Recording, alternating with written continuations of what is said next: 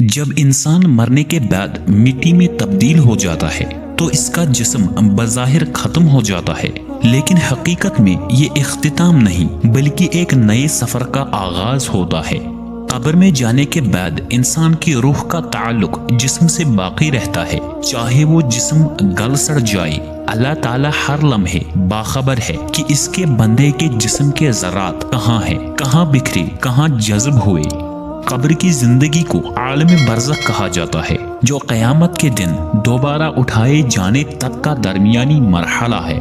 نبی کریم صلی اللہ علیہ وسلم نے فرمایا، قبر جنت کے باغوں میں سے ایک باغ ہے یا جہنم کے گڈھوں میں سے ایک گڈھا۔ اس حدیث سے معلوم ہوتا ہے کہ قبر میں بھی انسان کو نیکی یا بدی کے جزا و سزا دی جاتی ہے، اور یہی ثبوت ہے کہ جسمانی حالت ختم ہو جانے کے باوجود روح کا ربط باقی رہتا ہے۔ کافر اور منکر جب قبر میں جاتے ہیں تو ان سے فرشتے سوال کرتے ہیں، یعنی تیرا رب کون ہے، تیرا دین کیا ہے، تیرے نبی کون ہے؟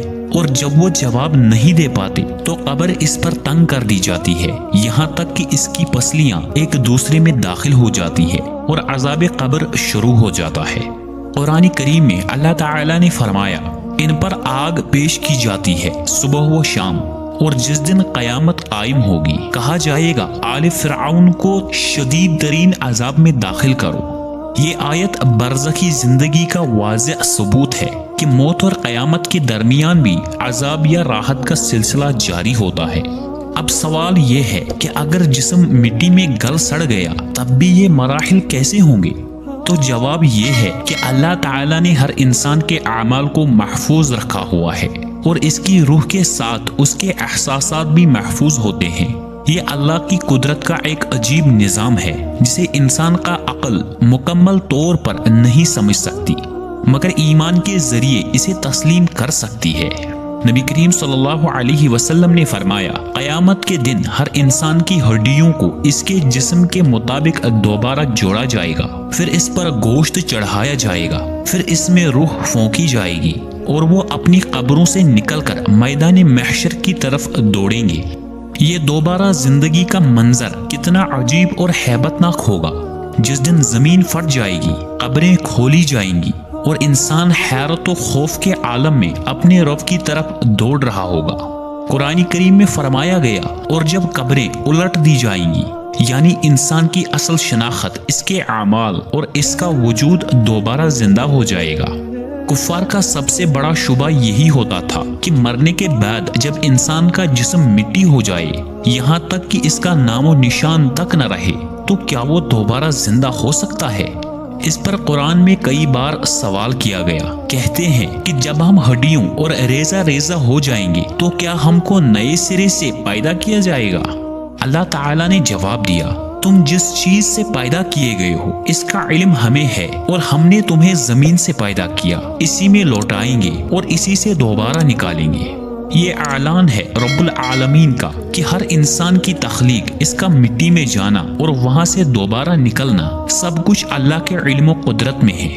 انسان کے جسم کے ذرات جہاں کہیں بھی ہوں، سمندر میں ہو، پہاڑ میں، جانوروں میں یا درختوں میں، اللہ تعالیٰ جانتا ہے کہ کون سا ذرہ کہاں ہے، اور جب وہ ارادہ فرمائے گا تو وہ سب جمع کر کے ایک ہی آواز سے انسان کو زندہ کر دے گا۔ قرآن کہتا ہے، بے شک ہمارا حکم صرف اتنا ہے کہ ہم کسی چیز کو ہو جا کہتے ہیں تو وہ ہو جاتی ہے۔ یہ ایک لفظ کن رب کی وہ قدرت ہے جس سے کائنات بنی، زمین و آسمان بنے، انسان بنا، اور قیامت کے دن پھر اسی لفظ سے دوبارہ زندہ کیا جائے گا۔ ایک اور آیت میں اللہ تعالیٰ فرماتا ہے، اور انسان کہتا ہے کہ جب میں مر جاؤں گا تو کیا میں زندہ کیا جاؤں گا؟ کیا انسان کو یاد نہیں کہ ہم نے اسے پہلے بھی پیدا کیا تھا جبکہ وہ کچھ بھی نہ تھا؟ یہ دلیل اللہ تعالیٰ نے عقل والوں کے لیے دی ہے کہ پہلی بار جو چیز وجود میں نہیں تھی اور ہم نے اسے پیدا کیا، تو کیا دوبارہ اسی چیز کو بنانا مشکل ہے؟ ہرگز نہیں۔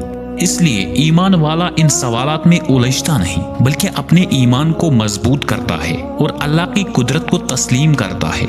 یہ عقیدہ کہ مرنے کے بعد اللہ دوبارہ زندہ کرے گا، ایمان کے 6 ارکان میں سے ایک رکن ہے۔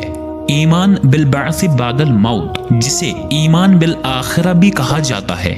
نبی کریم صلی اللہ علیہ وسلم نے فرمایا، جس نے اللہ پر، اس کے فرشتوں پر، اس کی کتابوں پر، اس کے رسولوں پر، آخرت کے دن پر اور تقدیر پر ایمان نہ لایا وہ مومن نہیں۔ لہذا دوبارہ زندگی صرف ایک فلسفہ نہیں بلکہ ایمان کا جزو لازم ہے، اور ایمان والا ان سوالات کے جواب قرآن اور سنت سے لیتا ہے، عقل سے نہیں، کیونکہ عقل محدود ہے اور اللہ کی قدرت لامحدود۔ امید کرتا ہوں آپ کو یہ ویڈیو پسند آئی ہوگی۔ ویڈیو پسند آئی ہو تو ویڈیو کو لائک کرے اور چینل کو سبسکرائب کرے۔ ملتے ہیں آپ سے اگلی ویڈیو میں، تب تک کے لیے اللہ حافظ۔